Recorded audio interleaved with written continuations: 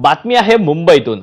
मुंबई महापालिकेच्या बेस्टच्या पतपेढीच्या निवडणुकीकडे सगळ्यांचं लक्ष लागलेलं होतं। कारण एकच होतं, या निवडणुकीच्या निमित्तानं प्रथमच उद्धव आणि राज ठाकरे यांचे पक्ष एकत्र आले होते। पण ठाकरे ब्रँड म्हणून निवडणुकीत प्रचंड गाजावाजा झाल्यानंतर आज पहाटे लागलेल्या निकालांमध्ये त्यांना भोपळा सुद्धा फोडता आलेला नाही। 21 जागांसाठी झालेल्या निवडणुकीत उद्धव ठाकरे यांनी 19 तर राज ठाकरे यांनी 2 उमेदवार दिले होते, पण त्यांचे सगळे उमेदवार पराभूत झाले। शशांकराव यांच्या पॅनलचे सर्वाधिक 14 उमेदवार जिंकले, तर महायुतीच्या सहकार समृद्धी पॅनलचे 7 उमेदवार विजयी झाले। गेल्या 9 वर्षांपासून उद्धव ठाकरेंची बेस्ट पतपेढीमध्ये सत्ता होती। मुंबई महापालिका निवडणुकीपूर्वी ठाकरे बंधू एकत्र येण्याची मोठी हवा निर्माण झाली, पण हे ठाकरे बंधू पहिल्याच परीक्षेत साफ नापास झाल्याचं दिसून आलं। ठाकरे बंधू एकत्र आले तरी त्याचा महायुतीवर परिणाम होणार नाही असं प्रत्युत्तर महायुतीकडून दिलं जात होतं, ते प्रत्यक्षात उतरल्याचंही दिसून आलं। बेस्टच्या पतपेढीतला हा पराभव ठाकरे बंधूंसाठी मोठा धक्का मानला जातोय। बेस्टच्या पतपेढीच्या या निवडणुकीत 15,000हून अधिक मतदारांनी कौल दिला।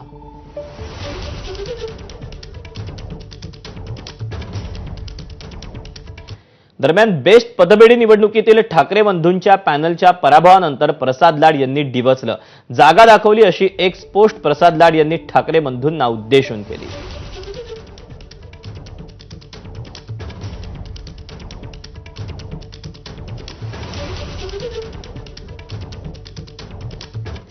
बेस्ट पतपेढीच्या निकालात महायुती प्रणित पॅनलला बहुमत मिळालेलं नाही। मात्र या निकालावरून उपाध्येंनी ठाकरे बंधूंना डिवचण्याची संधी सोडलेली नाही। 2 शून्यांची बेरीज शून्यच होते असं म्हणत केशव उपाध्येंनी चिमटा काढला।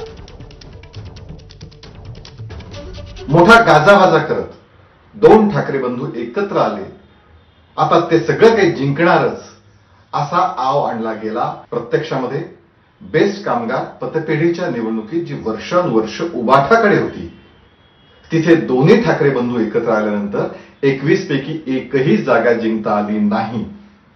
याचा अर्थ मुंबईतला मराठी माणूस हा विकासाच्या मुद्द्यावरती भारतीय जनता पार्टी सोबत आहे, भावनेच्या वरती राजकारण करणाऱ्या ठाकरे बंधूंसोबत नाही।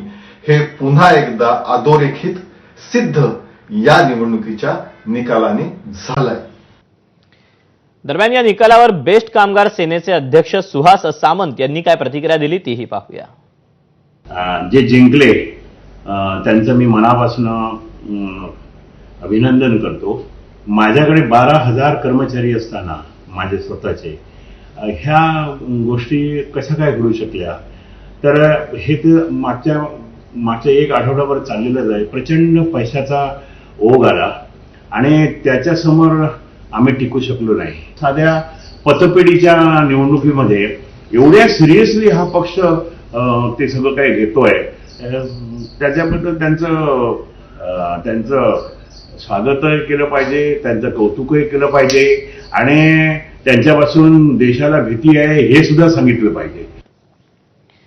दरम्यान यावर ठाकरेंच्या शिवसेनेचे खासदार संजय राऊत काय म्हणतात तेही पाहूया। ठाकरे बँक कधीच फेल होणार नाही।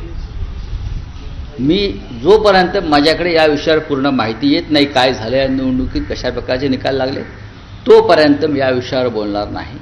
पतपेढीची निवडणूक म्हणजे काय परीक्षा नाही, ही चाचणी परीक्षा सुद्धा नाही। लोक एकत्र आले, निवडणुका लढले असतील। ज्या युनियनचे जास्त सदस्य असतात, या निवडणुका पक्षीय बलावर लढल्या जात नाहीत। या निवडणुका ज्या असतात या पक्षीय बलावर, ठीक आहे काही लोकांनी कार्यकर्ते एकत्र आले आणि त्यांनी ते केलं असेल, पण मला याच्यामध्ये फार मोठं यश कोणाला मिळालंय किंवा अपयश मिळालं असं मला वाटत नाही। दरम्यान मराठी माणसाला गृहीत धरू नका, बेस्टच्या निवडणुकीच्या निकालावरून नितेश राणेंनी ठाकरे बंधूंवर निशाणा साधलाय, पाहूया।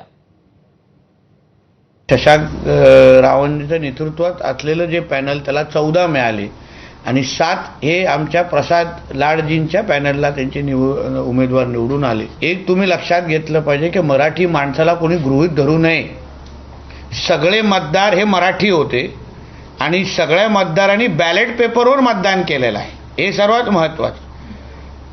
एका बाजूला मराठी माणसाचे कैवारी आम्हीच हे ह्या नावाने बोंब मारणारे आज सकाळी कुठल्या बिळात लपलेले आहेत। हा जो ठाकरे ब्रँड आहे तो काय हिंदुत्वाशी त्याचा लेना देना नाहीये. पहिल्या दिवसापासून बोलतोय की मराठी माणूस आमच्या बाजूला, मग आम्ही काय पाकिस्तानवरून